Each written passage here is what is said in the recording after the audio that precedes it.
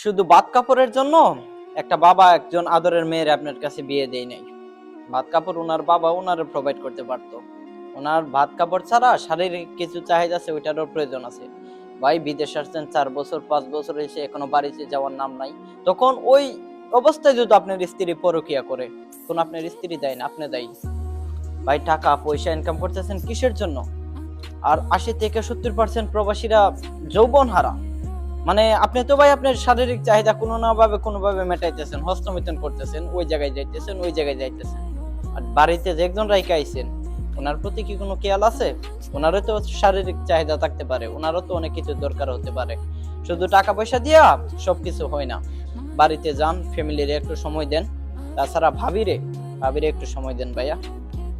টাকা পয়সা সবকিছু না, এক সময় আসবে টাকা পয়সা অনেক ইনকাম করতে পারবেন, বাট যৌবন ধরে রাখতে পারবেন না। আর যদি যৌবন ধরে রাখতে পারেন, তাহলে হস্তমিথুন ছাড়তে হবে, মাস্ট হস্তমিথুন ছাড়তে হবে, ভালো খাবার দাবার খাইতে হবে, রেগুলার এক্সারসাইজ করতে হবে।